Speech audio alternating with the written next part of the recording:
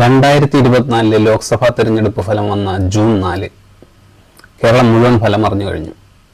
പക്ഷേ അപ്പോഴും ഒരു മണ്ഡലം മാത്രം ശ്വാസമടക്കി പിടിച്ചിരിക്കുകയായിരുന്നു, ആറ്റിങ്ങൽ. കേവലം 684 വോട്ടുകൾക്ക് വിധി മാറി മറിഞ്ഞ ആ രാത്രിയിൽ തോൽവി സമ്മതിക്കാതെ പോരാടിയ ഒരു നേതാവുണ്ടായിരുന്നു, V Joy. Send the updates as soon as they come. All eyes are now on at the final result yet to be declared.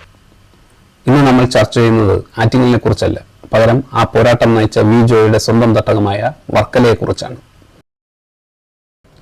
V ജോയിയുടെ hat trick സ്വപ്നങ്ങൾക്ക് തടയിടാൻ UDFന്റെ പഴയൊരു പുലിയും കൂടെ അപ്രതീക്ഷിതമായി പാളയം മാറി വന്ന NDAയുടെ സ്ഥാനാർത്ഥിയും ചേരുമ്പോൾ വർക്കലയിൽ നടക്കുന്നത് വെറുമൊരു മത്സരമല്ല, ഒരു പൊളിറ്റിക്കൽ സർജറിയാണ്.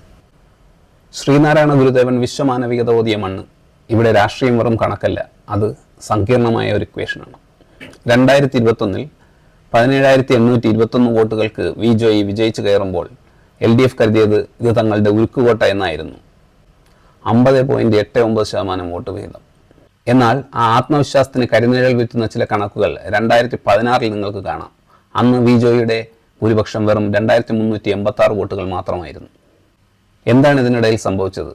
ഉത്തരം NDAയുടെ വോട്ട് ഷെയറിലാണ്.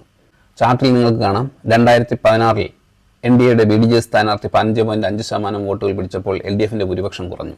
2021 NDAയുടെ ഭൂരിപക്ഷം 8.29% താഴ്ന്നപ്പോൾ LDFന്റെ ഭൂരിപക്ഷം റെക്കോർഡിലെത്തി. എന്നാൽ 2024 ലോക്സഭാ ഇലക്ഷൻ വന്നപ്പോൾ കളി മാറി. വർക്കലയിൽ BJPയുടെ ഭൂരിപക്ഷം 31.6% കുതിച്ചുയർന്നു. അതായത് വർക്കലയിൽ NDA കരുത്തരായാൽ അത് ആരുടെ ഉറക്കം കെടുത്തും? വി ജോയുടെയോ അതോ കോൺഗ്രസിൻ്റെയോ? ഈ വട്ടം കളി മാറുന്നത് UDFന്റെ ഒരു മാസ്റ്റർ സ്ട്രോക്കിലൂടെയാണ്.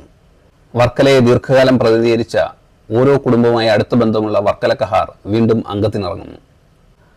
പഴയ കോട്ട തിരിച്ചുപിടിക്കാൻ കഹാർ ഇറങ്ങുമ്പോൾ ഭരണവിരുദ്ധ വികാരവും വികസന മുരടിപ്പും ആയുധമാക്കാൻ UDF ശ്രമിച്ചിട്ടുണ്ട്. എന്നാൽ മറുവശത്ത് വി ജോയുടെ താഴെത്തട്ടിലുള്ള പാർട്ടി മിഷണറിയും വികസന നേട്ടങ്ങളും അതിശക്തമായി പ്രവർത്തിച്ചിട്ടുണ്ട്.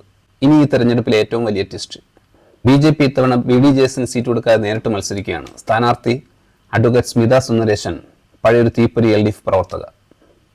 പാളയം മാറി BJPയിലെത്തിയ സ്മിതയ്ക്ക് LDFന്റെ വോട്ട് ബാങ്കിൽ വിള്ളലുണ്ടാക്കാൻ കഴിയുമോ? ശിവഗിരിയുമായുള്ള അടുപ്പവും കേന്ദ്ര നേട്ടങ്ങളും ഉയർത്തി സ്മിത വോട്ട് പിടിക്കുമ്പോൾ അത് മണ്ഡലത്തിലെ ഈഴവ വോട്ടുകളിൽ എന്ത് ചലനമുണ്ടാക്കുമെന്നാണ് ഇരുകൂട്ടരും ആകാംക്ഷയോടെ നോക്കിക്കാണുന്നത്. ടൂറിസം വികസനവും തൊഴിലില്ലായ്മയും വിലക്കയറ്റവും വോട്ടായി മാറുന്ന വർക്കലയിൽ വി ജോയുടെ ഹാട്രിക്കോ കഹാറിന്റെ ഗംഭീര തിരിച്ചുവരവോ സ്മിത സുന്ദരേശൻ നടത്തുന്ന വോട്ട് വിപ്ലവമോ? മെയ് 4 ആറ്റിങ്ങലിലെ പോലെ പാതിരാത്രി വരെ നമ്മൾ കാത്തിരിക്കേണ്ടി വരുമോ?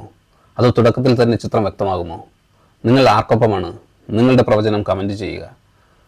രാഷ്ട്രീയ കേരളം ഉറ്റുനോക്കുന്ന വർക്കലയുടെ വിധി ഇനി ജനങ്ങളുടെ കയ്യിൽ. നമുക്ക് കാത്തിരുന്ന് കാണാം. കേരളത്തിലെ മറ്റു മണ്ഡലങ്ങളിലെ രാഷ്ട്രീയ വിശകലനങ്ങൾക്കും എക്സ്പ്ലെയിനറുകൾക്കും ഈ ചാനൽ സബ്സ്ക്രൈബ് ചെയ്യുക. Thank you for watching.